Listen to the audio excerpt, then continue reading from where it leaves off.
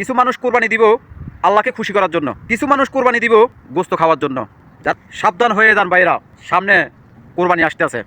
কিস্তির উপরে টাকা লইয়া, সুদের উপরে টাকা লইয়া কোরবানি দিবেন না।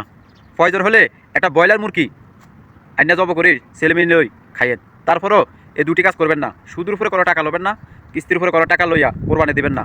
কিছু মানুষ কোরবানি দিব মানুষ দেখানোর জন্য, কিছু মানুষ কোরবানি দিব আল্লাহকে খুশি করার জন্য, কিছু মানুষ কোরবানি দিব গোস্ত খাওয়ার জন্য।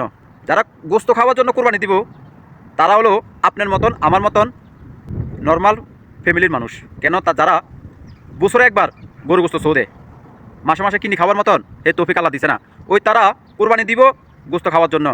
আর কিছু লোকে কোরবানি দিব এলাকার মানুষকে দেখানোর জন্য, বিশাল বড় একটা গরু আনছে এত লাখ টাকা দিই। আর কিছু মানুষ কোরবানি দিব আল্লাহকে খুশি করার জন্য। তা আসুন আমরা এই পথগুলো মানে চিনি, আমরা কোরবানি করি।